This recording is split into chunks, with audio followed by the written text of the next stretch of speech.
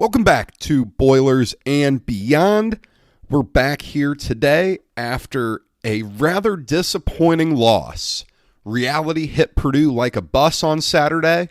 The win over Iowa from 2 weeks ago, that did not lead into another one, as Wisconsin was dominant in their win in front of a sold-out Ross-Ade Stadium on Saturday. We'll take a look at why Purdue struggled so much here on the show today. We'll talk about where Purdue stands in the big picture, both internally and externally, after 7 games, and we'll look ahead to this weekend's trip to Lincoln to face off against a middling Nebraska program. Before we get started, want to remind you, follow the show on Twitter at BoilersBeyond. Subscribe wherever you get your podcasts. Let's try and keep growing this thing. If you could, tell a friend about the show, send them an episode, tweet the link, however you'd like to do it, but let's try to grow this thing a little bit more. We have basketball season coming up. I am starting to get the Purdue basketball preview episode prepared. I'm really excited for what's going to be coming there. If you have questions, we will be doing a big mailbag before basketball season gets started, so start sending those basketball questions to me. Send those to me on Twitter at BoilersBeyond. But it's not basketball season yet. We're going to keep talking football all the way through the end of the season on here. We'll get basketball too once that gets going. Be getting both in every episode. Have a lot going on there. But this weekend, Wisconsin 30, Purdue 13. And quite honestly, the score doesn't quite indicate how much of a blowout this game felt like. The drought lives on. Purdue still has not beaten Wisconsin since 2003. Purdue has still not beaten Wisconsin in Ross-Ade Stadium since 1997. That was before Drew Brees became Purdue's starter. That was still when Billy Dicken was running the show. Purdue was fortunate for this game to be tied at half. They didn't score again after the half when the game was tied 13-13. They got both of their touchdowns gifted to them by the defense. One of them was off a Wisconsin fumble that gave Purdue a short field. The other one was a fumble returned for a touchdown by Big George Karlaftis. The offense struggled all day long. And at the end of the day, when Jeff Brohm and Paul Chryst had shaken hands, you knew the better team and the better program won this game, as it's been the case for the vast majority of the last 18 years. Wisconsin was able to play this game the way they wanted. Purdue doesn't win games like that. Wisconsin and Purdue couldn't be more different philosophically. Wisconsin, in this game, their main goal was to make sure that Graham Mertz had to do as little as possible to win this game. How successful were they at that? Graham Mertz didn't throw a single pass in the second half. That's how successful they were. Mertz was 5 of 8 passing in this game. I think he threw for, 52 yards? I mean, just an incredibly pedestrian line, because that's all Wisconsin had to do. They were able to run the ball 5.7 yards a carry on 51 attempts. I mean, they were getting wherever they wanted all day long, and that's how they want to play games. That's how Purdue cannot afford to allow games to be played, because Purdue likes to throw the ball. And in a lot of games, this one included, Purdue doesn't have another choice. They can't run the ball. So when Purdue isn't able to put up points, or at least be moving the ball, pick up play after play, move the chains, have a couple of first downs, your defense is going to sit on that field all day long, and by the end of the game, you're not going to have a prayer because your defense is going to be so tired. Wisconsin played this exactly how they wanted to. Their identity as a program was on clear display. They don't have that elite running back right now that they have had at sometimes, a Jonathan Taylor, a Melvin Gordon, a Ron Dane. But what they do have is 2 guys who are very good. Ches Malusi, the Clemson transfer, you can tell why Purdue recruited him out of the transfer portal this offseason. He was very solid. Let's see, 27 attempts for 149 yards and a touchdown. That's really, really good. That's why you go to a place like Wisconsin. And then the true freshman behind him, Braylon Allen, he might be your next Wisconsin running back, your next Taylor, your next Gordon, your next Dane. 12 carries for 140 yards and a pair of touchdowns. He was really good for them. If you're a Wisconsin fan, you have to like what you saw from him. On the Purdue side, though, getting into takeaways, it was an ugly, ugly day. And where else to start with this program other than the one spot that when you're a Purdue fan, maybe you pay a little more attention to it than some other schools do, but it's that quarterback position.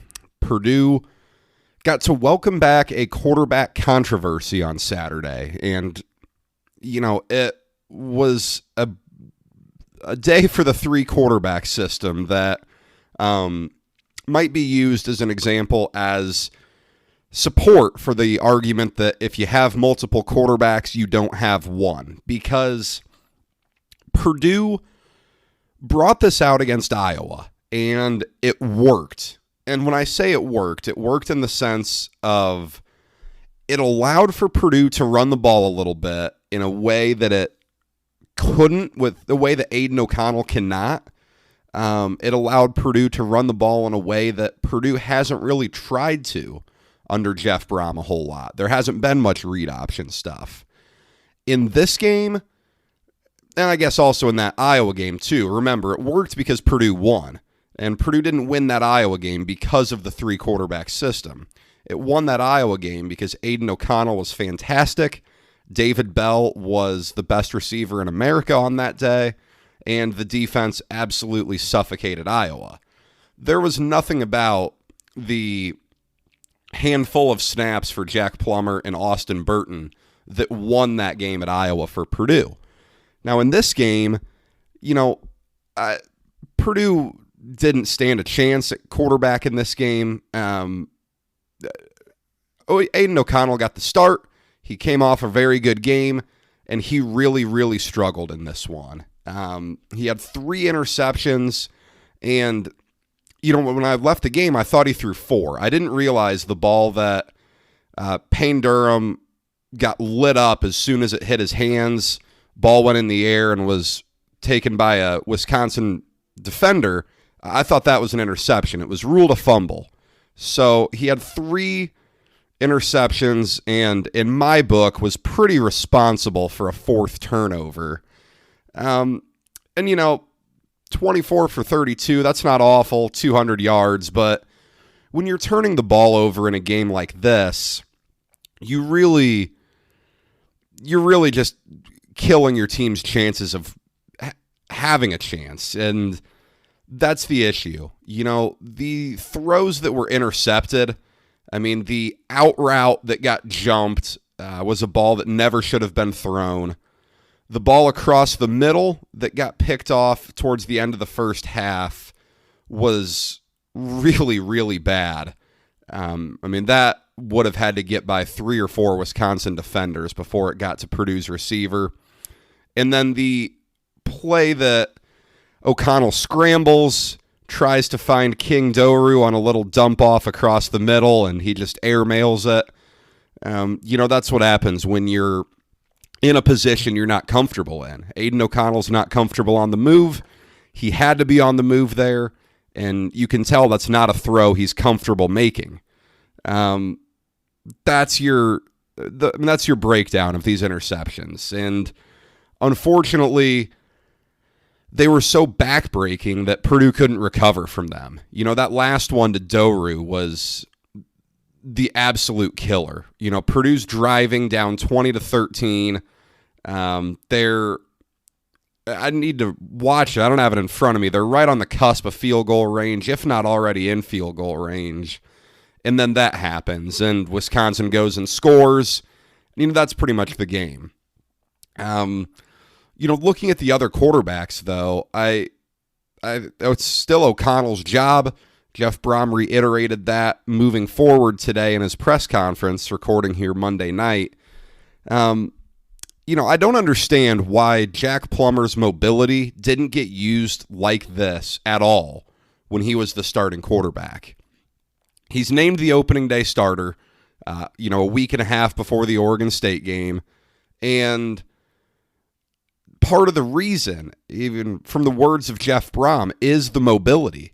He's more mobile than Aiden O'Connell. And I don't really understand why that wasn't taken advantage of just in any way, shape, or form while Plummer was the quarterback. And maybe you could say that some of his mobility was taken advantage of in some of the play action concepts that Jeff Brohm drew up. But really, his mobility wasn't used, and he was not used as a ball carrier at all.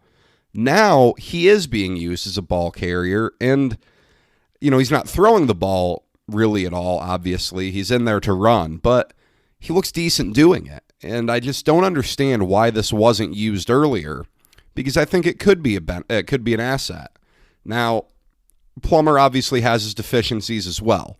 The offense has been stagnant with him, as it has O'Connell, but the offense struggles to gain more ground with him. With O'Connell, the offense really doesn't struggle to move the ball until they get in the red zone for the most part. They're able to throw the ball with some decent success. We saw it early on in this game. It wore off a bit later, but, the offense moves better with O'Connell. Plummer has the mobility aspect. You can see that with how many sacks O'Connell takes. There were a number of sacks in this game that really hurt. On the first drive of the game, Purdue is at the edge of field goal range. I don't know if Brohm would have given it a shot or not, but O'Connell takes a sack. You have to punt. A few other times in this game, there were sacks that certainly are not only O'Connell's fault. The offensive line didn't have a good day, but sacks you would still like to avoid. And then with your third quarterback, Austin Burton, I just can't help but get this feeling when I watch him that he's not all that close to being ready to play a traditional quarterback role. And when I say ready, he's probably not going to get there. He's a fifth-year senior. I can't quite figure out why he's out there. I think it's time to get this thing down to two quarterbacks, and I think it should be O'Connell and Plummer. At least we know that with Jack Plummer, Purdue is capable of throwing out of a play that they run. We've seen no indication that Austin Burton is trusted to throw the ball. And, part of the reason this didn't work with the three-quarterback system, yes, the Wisconsin defense is incredible, but also Purdue hasn't shown the willingness to throw the ball with Burton at all. With Plummer, they do a little bit, but it's just some check down. You have to be able to make a big play out of there. We saw the play with all three quarterbacks on the field. That sucked. Just absolutely nothing going for it. Unfortunately, the three-quarterback system got a good amount of publicity after it worked well in the game that was the story of college football 2 weeks ago. This week, this game wasn't close, so the demise of the three-quarterback system probably won't get a whole lot of publicity. I'm sure we'll see it again this week. I don't expect it to go away, but I think it should probably be trimmed down to two. That would be what I would do. Now, I know I just criticized the Purdue quarterbacks pretty good, but it is worth pointing out the Wisconsin defense is really good. That's the best defense Purdue's going to see all year. I think it's better than the Iowa defense. They're much better at getting to the passer. They're much better in that front seven.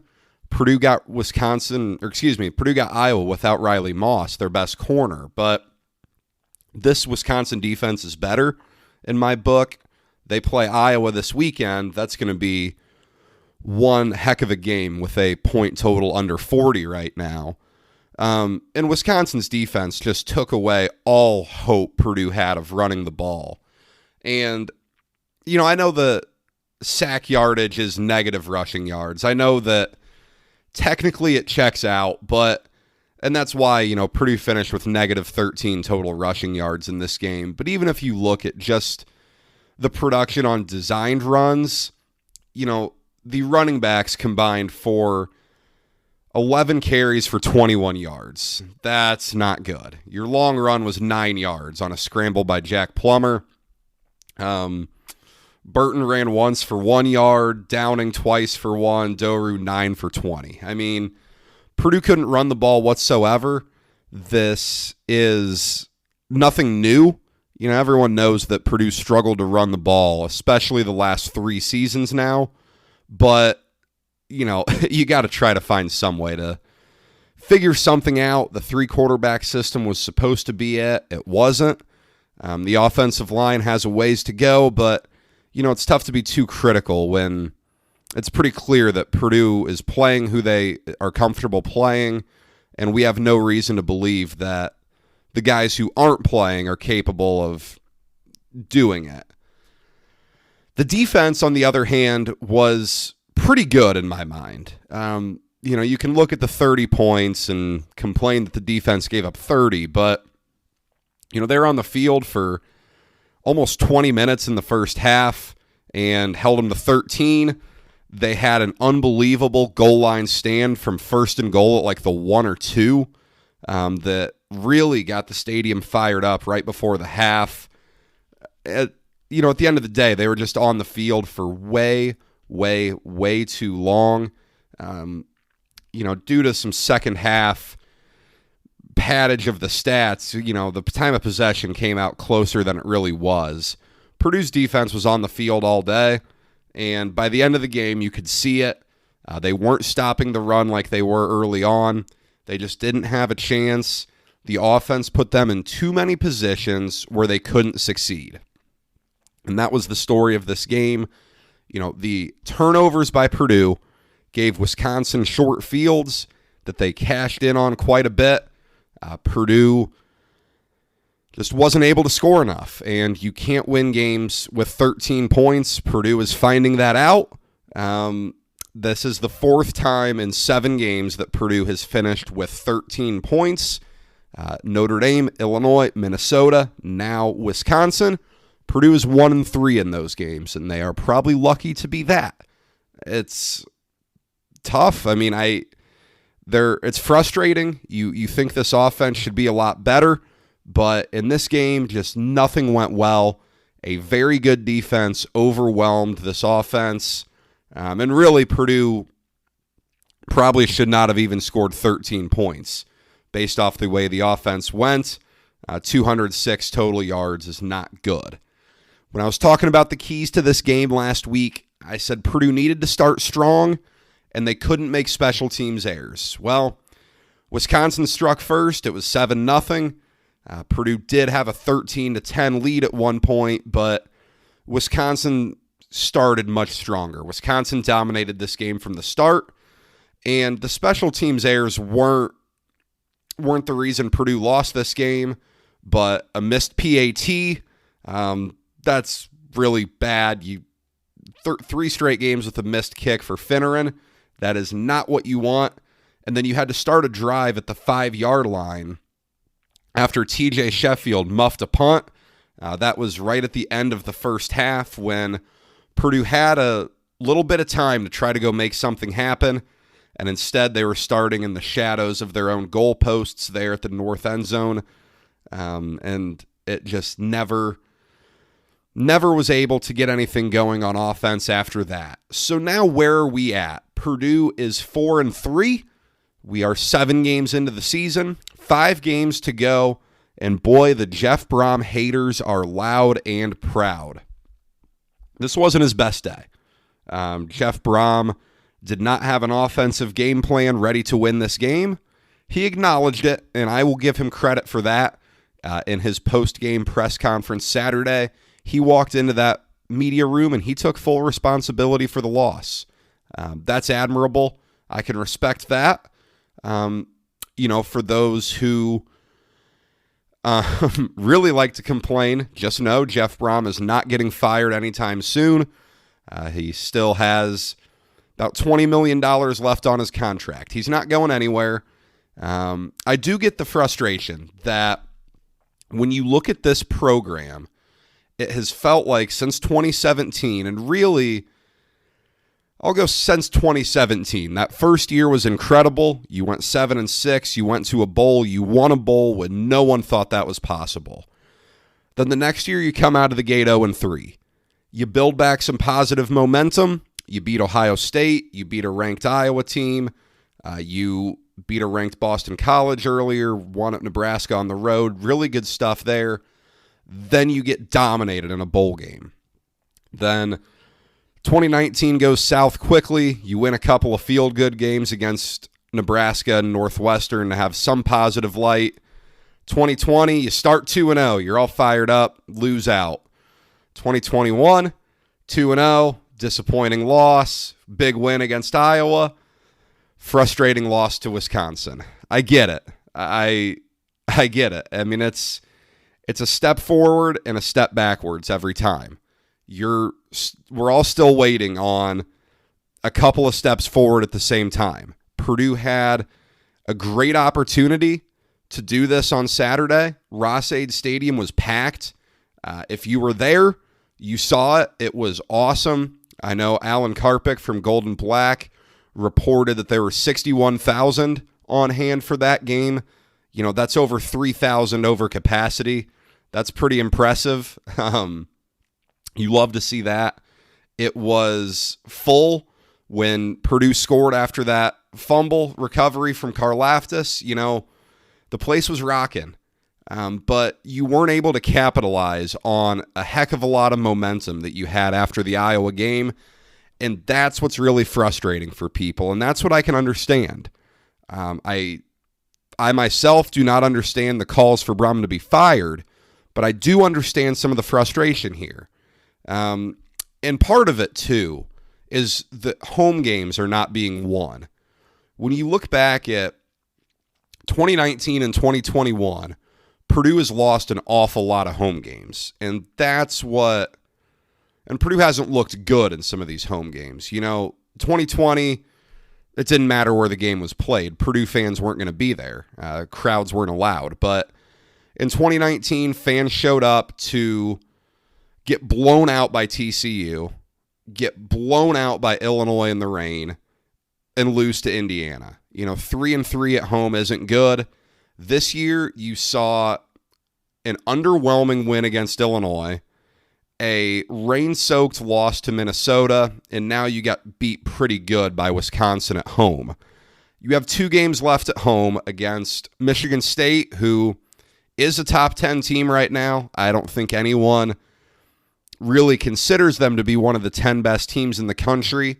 They have a big one against Michigan this weekend before they come to Ross-Ade. And then you have a season finale against Indiana that you really need to win. Losing to IU on the home turf would be a tough one with the Hoosiers sitting at 2-5 right now. But as a whole, you're 4-3 through 7 games. That is certainly acceptable. Your preseason expectation, Vegas said you're going to win 5. You're in great shape there. I think I've always been honest with you here. I've said 6 wins is the standard for success. You have to hit that win total over this year. You need to get back to a bowl. I think you're in a good spot to do that. You would love to win one of these next 2 games. You're at Nebraska. You're home against Michigan State. You're not going to win the game after that. You're not going to win at Ohio State. I think they're a well-oiled machine at this point on offense. They might hang 50 on everyone else they play from here on out. But if you can win one of these next 2, you're at least 5-5 heading into Wrigley Field to play Northwestern, and then you have IU at home to end the season. If you're 5-5 with those 2 on deck, you ought to make a bowl game. You ought to at least win one of those, and you could make the argument Purdue might be favored in both of those. That puts you in a great spot to go bowling. some of the talk after the Iowa win that Purdue could be a contender in the West, I egged that on a little bit. I pointed out that Purdue controlled their own destiny. Clearly that was way too much, and I said that half jokingly, but, Purdue was not going to win the West, but Purdue can get to a bowl game this year. We'll see where they're at. It's always fun looking at bowl projections, as I was talking to some listeners on Twitter this morning about, it's fun to look at. Where's Purdue going to go? You see Detroit, you see New York, you see Las Vegas, I saw Dallas. That's always fun, and that's a conversation you want to be a part of, and that's a conversation that if you're Purdue, you really have to be a part of this year, especially with where you're at right now. Going to Nebraska Saturday. 3:30 p.m. kickoff, ESPN2. The Huskers are 7-point favorites with an over-under total set at 51 points. Brohm comes in 2-2 versus the Cornhuskers, 2-1 versus Scott Frost. Lost his opening year to Mike Riley in a game under the lights at Ross-Ade. Brohm's 1-0 in Lincoln, the game up there in 2018. Remember, Rondale Moore had a big day. Purdue won that one 42-28, I believe. And Frost is just hanging on to his job up there. They are 3-5, 1-4 in the Big Ten. It has not been a great start to the season for them. Saturday is certainly a must-win for him. I think it's probably impossible for them to go to a bowl game. They still have some very difficult opponents to play left.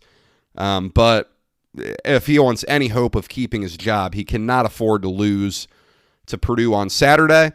The sellout streak at Nebraska that has been going on for generations upon generations is in serious jeopardy. Last I saw, they were doing buy one, get one free tickets online for this game. In hindsight, for Nebraska fans, I think Bo Pelini probably looks pretty good.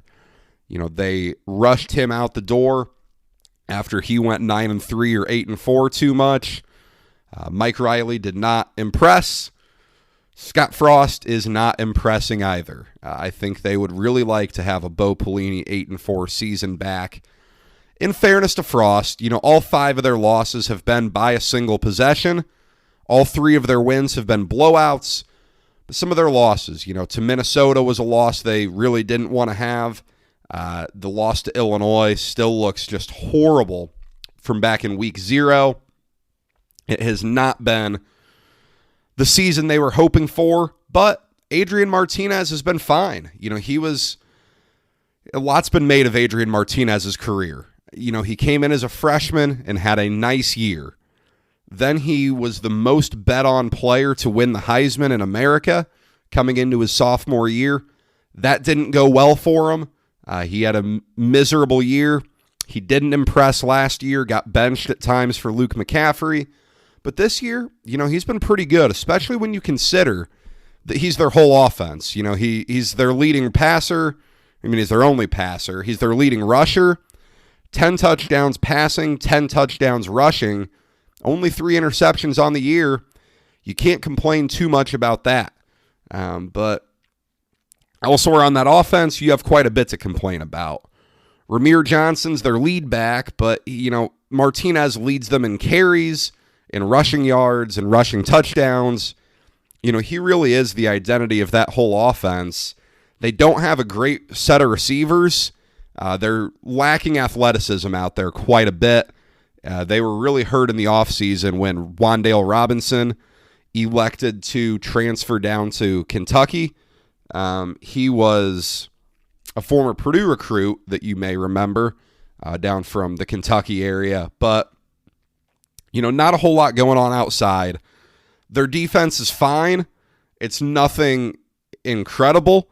They don't really get to the quarterback a whole lot. So, that's a plus, certainly, if you're Purdue, that, Nebraska doesn't sack the quarterback a lot. Only 13 sacks on the year in 8 games. That's nothing too impressive. So, Purdue should have an all right chance in this game. I think the 7 is pretty generous. It's a winnable game.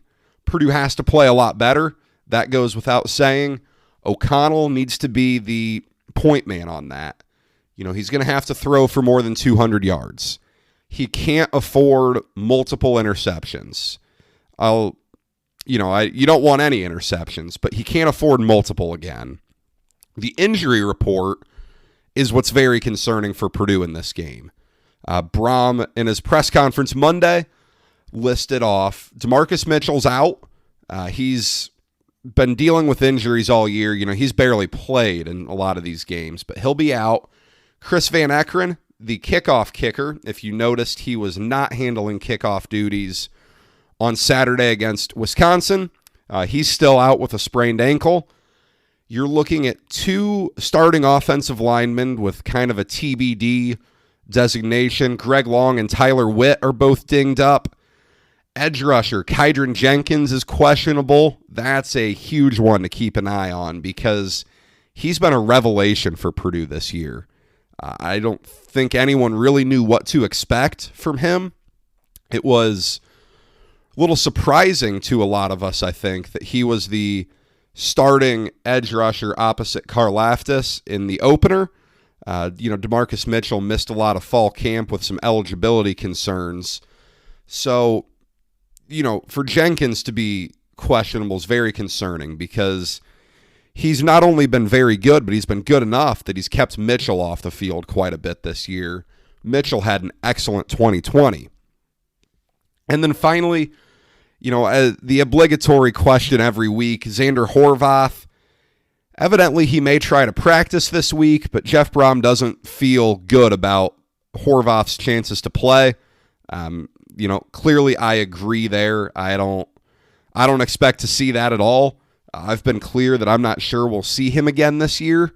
That's just a big injury to come back from in 1 year.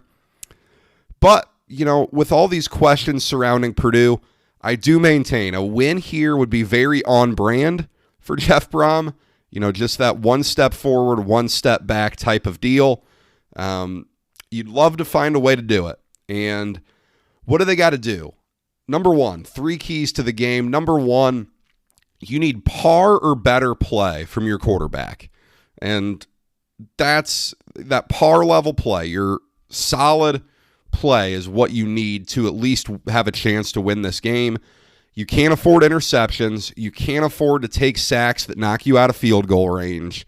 You can't afford to make mistakes that give Nebraska more of an advantage. That crowd is still something to be dealt with. I don't care that they're down. I don't care that the sellout streak might end. That crowd is going to be in the game. The whole state of Nebraska shows up. They're going to be ready to go. Purdue has to have par or better play from the quarterbacks. They need to limit Nebraska's read option success. That's where, if you're Purdue, you can really disrupt this Nebraska offense and make them make plays they're not comfortable with. Adrian Martinez is really good in the read option. He'll do the RPO stuff.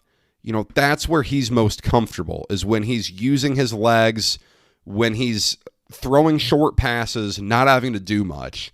If you can slow down that RPO game and you can force Nebraska to get in second and long, third and long situations, you can make Martinez do what he doesn't want to do.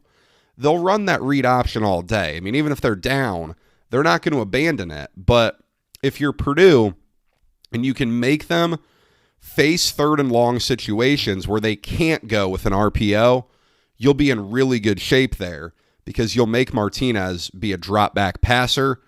And number 3, you have to create more big plays. This isn't going to be a Purdue team that runs the ball well, and I don't know that the short passing, nickel and diming stuff is going to work with Aiden O'Connell. He likes to throw the ball downfield. He wasn't afraid to do it after a few picks last week. You'll see more of it. Need more big plays. It's on the quarterbacks. It's on the receivers. It's on the offensive line to give them a little bit more time. Everything needs to be better for Purdue on offense this week. I think it will be. I think Purdue's going to be right in this game. I can't predict the outright upset. I don't love picking Purdue to win back-to-back road games as a pretty substantial underdog. But, it's hard to trust Nebraska to cover the spread, especially at 7. I'll go 28-24 Cornhuskers. As I said, I could definitely see Purdue winning this game. I think it is certainly a game that they have a chance. They just have to shore up some things that they did poorly, and they have to follow those 3 keys. If those 3 all happen, Purdue's going to win this game, and they probably do it pretty comfortably, to be honest with you. Couple of questions from Twitter this week, nothing too much. Number 1, though, and this is a good question, is it time to shake up the offensive staff? Could Babinski push Brohm to give up play calling? Now, the offensive staff is interesting because for all the change we've seen on the defensive staff, there hasn't been a whole lot on the other side of the ball. Obviously, you have Brian Brohm and Jamarcus Shepard, the 2 co-offensive coordinators there. You have Dale Williams, who's been there for a while. You have Chris Barkley at running backs coach. They really haven't made a whole heck of a lot of changes there. Dale Williams really hasn't made much of a difference. I'm kind of surprised the offensive line coach has not changed, although, Purdue did just bring in a second O-line coach this offseason. Can't say that's made a whole lot of difference. So, to answer your second question, could Babinski push Brohm to give up play calling?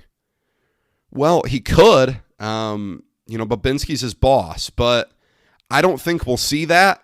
I really don't. It was telling this offseason when Babinski was asked about the struggles of the football program in 19 and 20, he kind of brought up that he wanted to see the coach that he hired. He wanted Brohm to be more aggressive on offense, get back to the trick plays, to kind of the fun offense that he promoted when he came to Purdue. I don't know that we're still seeing a lot of that. We got to see a flea flicker for the first time in a while on Saturday. Didn't end well, but I don't expect a whole lot of changes. The Brohm family is going to go down together. You've got Jeff, you've got Brian, you've got Greg, all on the staff. They're not going to switch anything up there. I don't think Jamarcus Shepard's going anywhere. He is one of your best recruiters. If there's going to be anywhere where there's a change, I think it'll be your offensive line area. But Brohm seems pretty partial to Dale Williams, even though I'm not entirely sure why. And then, another question about the 3-quarterback system, can it be successful or is it just good for one win? And, as I said earlier, I don't think Purdue won that Iowa game because of the 3-quarterback system. It simply was just part of the win, I guess. Can they win with it? Sure. I don't want to rule out anything. I don't think it's that absurd. I mean, you see schools have multiple quarterbacks. And you see schools win doing it.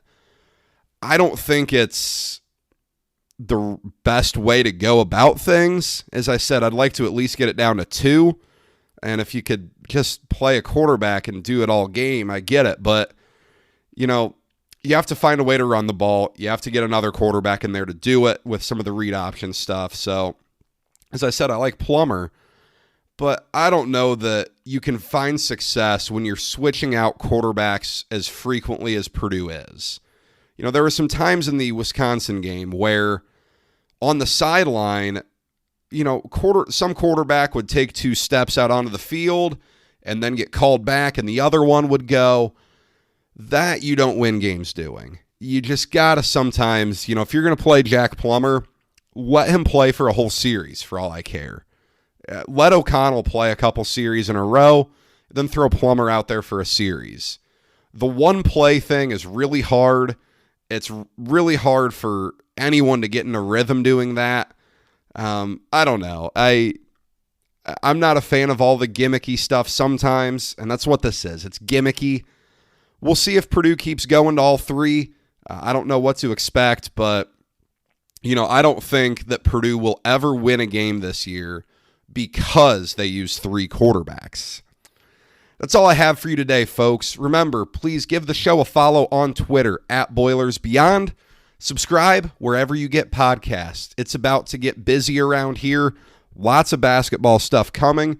Please send those questions my way on Twitter for the basketball mailbag. Very excited to get going into that.